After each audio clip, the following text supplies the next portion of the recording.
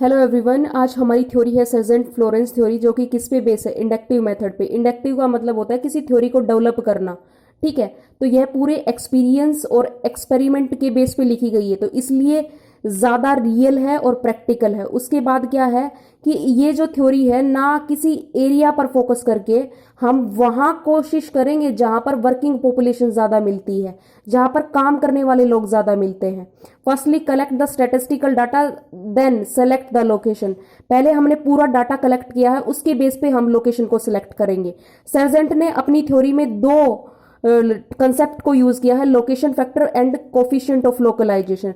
Location factor का क्या मतलब है कि अगर हम किसी एरिया में इंडस्ट्री लगाना चाहते हैं तो हमें यह कैसे पता चले कि यह एरिया हमारी इंडस्ट्री के लिए परफेक्ट है भी या नहीं है। तो आप इसके लिए एक फॉर्मूला पुट करेंगे। क्या फॉर्मूला पुट करेंगे कि number of workers engaged in a particular industry of an area, कि किसी एक एरिया में आपकी पर्टिकुलर इंडस्ट्री में कितने लोग हैं। जैसे उत्तर प्रदेश में आपकी सीमेंट की इंडस्ट्री में कितने लोग हैं काम करने वाले, अपॉन में total number of workers in all industry, Uttar Pradesh की सभी इंडस्ट्री में कितने लोग हैं, इनटू क्या आ जाएगा, 100 आ जाएगा। सेम पॉइंट यहां पे है, total number of workers in all industry in area upon total number of industry worker in a country, कि सभी इंडस्ट्री में आपकी पूरी कंट्री में काम करने वाले वर्कर्स कितने हैं, इनटू क्या आ जाएगा, 100। इससे आपकी 3 सिचुएशन आ सकती हैं। तो हम पहले एक एग्जाम्पल कर लेते हैं। देखो, इंडस्ट्रियल वर्कर इन कंट्री, पूरी कंट्री में तो काम करने वाले कितने हैं, 500 है। और एक किसी उत्तर प्रदेश में सभी इंडस्ट्री में कितने हैं, 200 है। और सीमेंट इंडस्ट्री की बात करें तो कितने हैं, 100 है। अगर यह फॉर्मूला पुट किया तो हमारा क्या है, 1.25। ये क्या है, आपका लोकेशन फैक्टर है। तो 3 सिचुएशन आ सकती हैं आपका फॉर्मूला पुट करने से।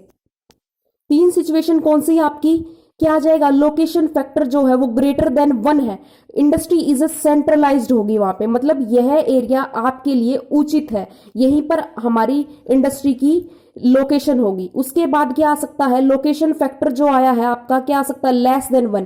वहां पर इंडस्ट्री इज अ डिसेंट्रलाइजेशन, जो आपकी इंडस्ट्री है वो डिस्ट्रीब्यूट हो जाएगी, ठीक है, हर एरिया में। और इक्वल टू 1 आ जाएगा, मतलब यहां पर ना तो आपकी सेंट्रलाइज की सिचुएशन है ना डिसेंट्रलाइज्ड की सिचुएशन है। ठीक है, आ गए समझ में? सो यह हमारे यहाँ पे कौन सी सिचुएशन आई है, 1.25, मतलब यहाँ पर कौन सी सिचुएशन आई, सेंट्रलाइज्ड इन दैट एरिया। ठीक है, मतलब यह एरिया आपकी, यहीं पे आपकी क्या होगी, जो इंडस्ट्री है वो सेंट्रलाइज्ड होगी, यह आपके लिए परफेक्ट है।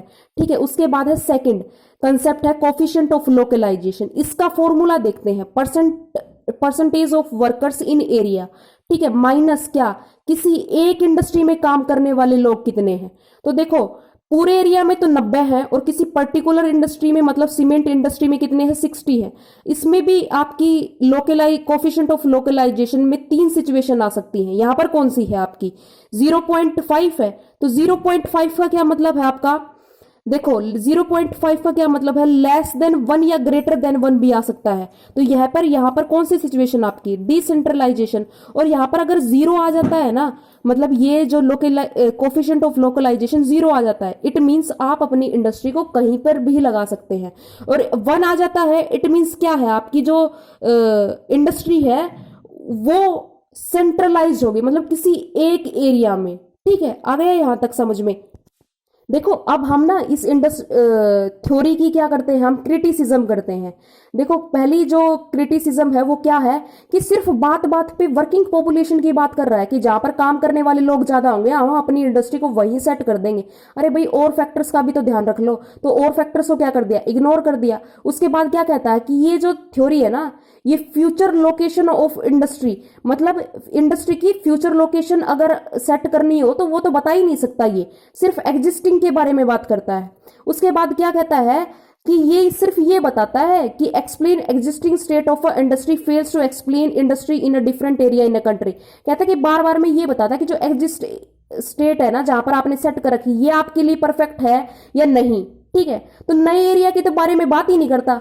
ठीक है, तो इसलिए यह जो थ्योरी है वो क्या है, अनरियलिस्टिक है, नॉट रिलायबल, मतलब इस पर विश्वास आप नहीं कर सकते। Thank you very much. अगर कोई डाउट हो तो आप कमेंट के थ्रू पूछ लेना।